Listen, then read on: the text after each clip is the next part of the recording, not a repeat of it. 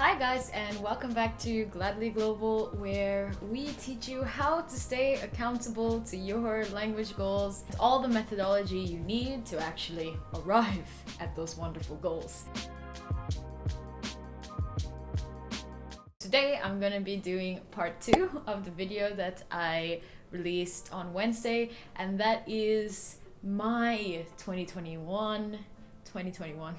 Oh, why does it sound so weird in my mouth? My 2021 goals and what I plan to be doing language-wise this year. I have switched up the way that I do goals a lot since 2020 because I think if 2020 has taught us anything, it's how to be more flexible with certain things and thinking about goals from a different perspective. So recently I gave a presentation on goals and the science of goal building, so I will be using that framework in this video, throughout the video, because of course that's how I planned my goals myself.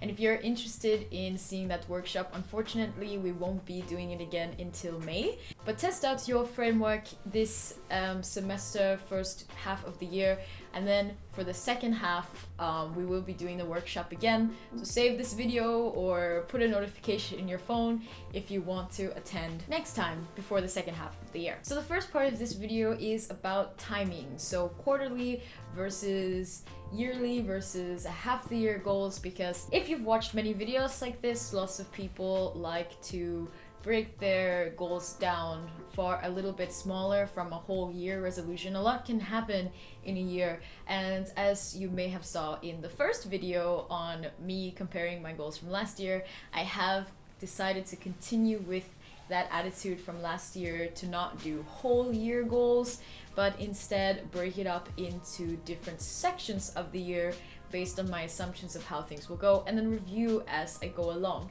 This year I'm actually not doing quarters, and instead I'm doing 6 months, and I have a good reason for that.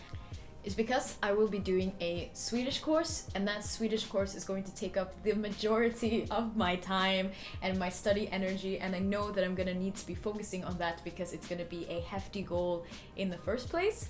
And to keep up with that course, I'm going to have to dedicate a lot less time to other plans, and they will be really setting the tone for what I'm going to be studying. So the first 6 months I won't really be able to do much, and so I am actually just keeping it chill, and then I have a second 6 months. But perhaps when I get to the second half of the year, I might consider switching up or splitting up the second section of the year into 2 quarters.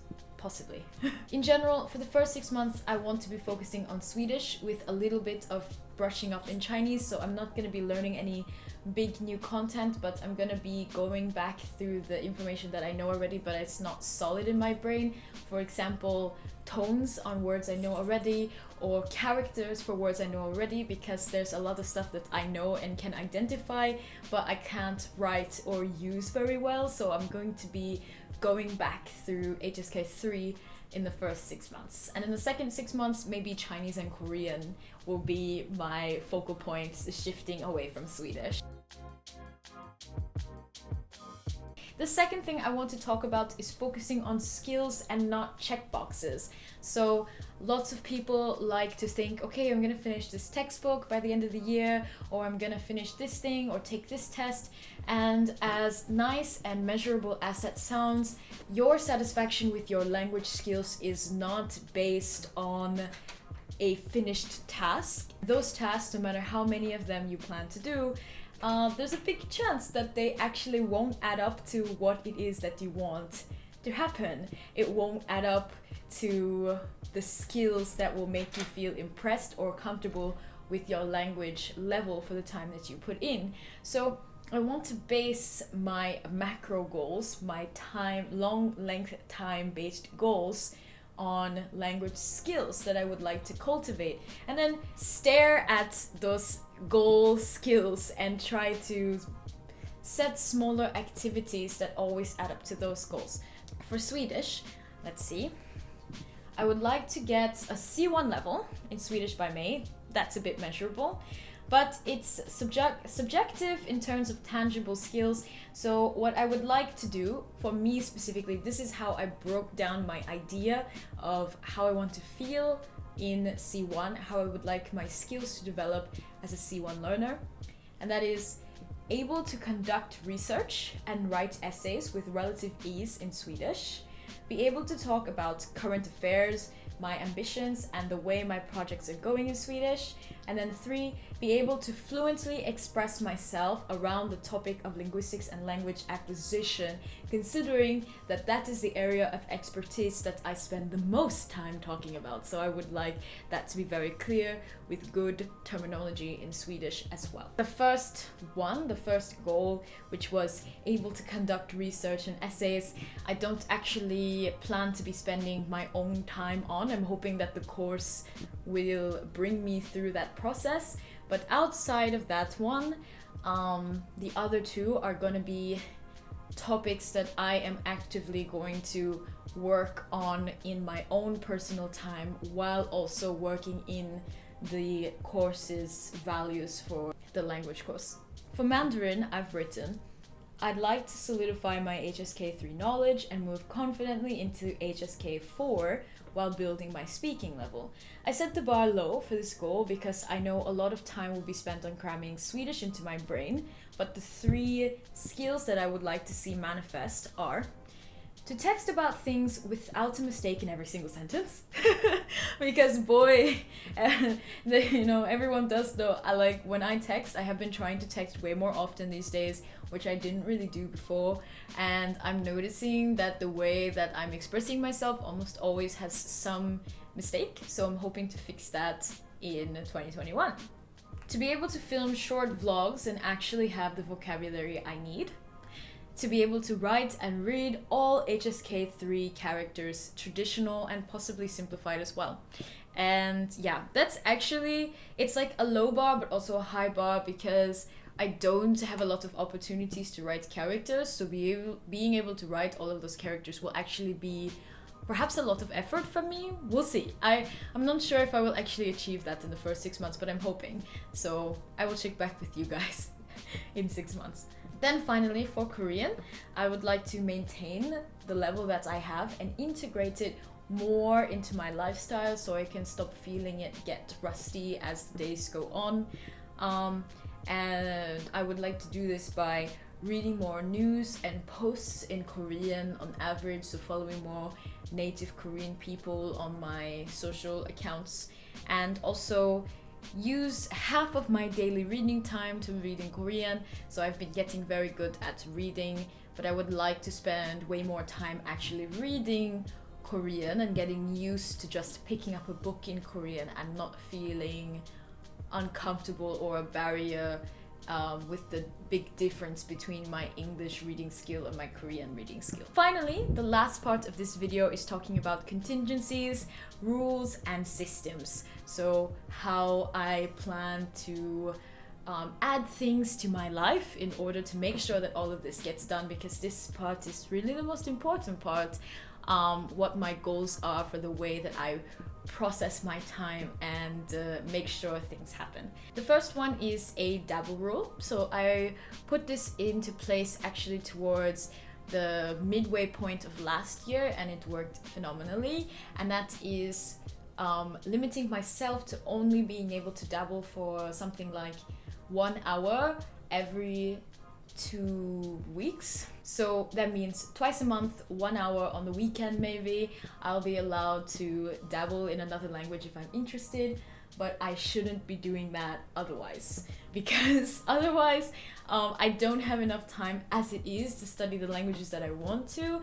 And so if all of a sudden I want to just study Japanese, or I want to study Finnish, or I want to study Spanish, it's great and I want to be able to use that energy, but I need to keep it at a cap, otherwise it's gonna ruin the goals that I actually set in place, and I won't achieve the progress that I want to see in either languages. Number 2, a lunar calendar review system. And so I used to just do this randomly, but these days I've been doing it specifically with the lunar calendar, and it's been really good for me because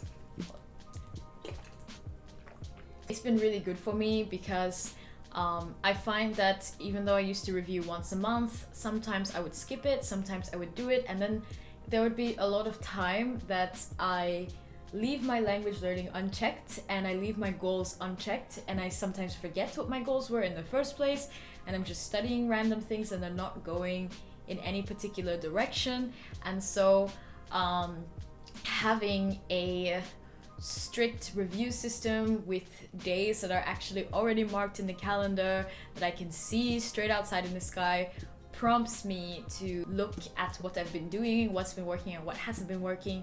So on the full moon is when I'll look at the positive things and remind myself of everything that I've been able to do, and celebrate what I've done so far, review what I've done so far. And on the new moon is when I will be more reductionist and criticize what's going on, give myself positive feedback, and think about how I can improve my systems and the way that I'm studying in order to achieve my goals. The third and last rule that I'm going to be putting in place for my language goals is using the accountability group more. So if you guys didn't know, we started in 2020 an accountability Discord group or language study lounge, where inside you can ask language questions, talk with others, text and practice your native language, as well as just study in silence or study with some music with other people to help you to stay focused. I find that I don't run to go into that group, but I will like circle around and not want to do anything and feel kind of crappy, like do I want to study? No, I don't really want to study. And I want to minimize the amount of time that I like have in between the actual decision to get working. That's something that I think if I just immediately say, okay, you're not thinking straight, you're not in a focus mood, go into the accountability group and start studying, then yeah, I would do a lot better. The hope is to use the accountability group way more consistently, way more often, or maybe every single time I do a study session, and that way I can hold myself accountable and develop a kind of system that makes me want to study, perhaps. So of course, if you guys want to study with me, you're totally welcome. There is a link in the description box below if you would like to join our accountability group, or rather the study lounge. It is completely free to join the Discord. There is an even more specific accountability group where we meet every Sunday and I give you tips and look through your goals and look through your activities and give you pointers. And that is a paid service, but if you would like to join just to study with me or ask questions or whatever, we have a whole video about it that you can check out about the Discord server. It's completely free and I hope to see you guys there so we can study together and keep each other accountable. Yay! That was it for today's video. I hope that hearing about my goals was somewhat insightful for yours, and I hope that you are already having a great start to your year. We're already like a week or almost 2 weeks in, and so yeah, there's a lot of, I mean, it's still 2020 kind of, I mean, we're still inside, so anyhow, good luck guys, and I'll see you in the next video. Bye!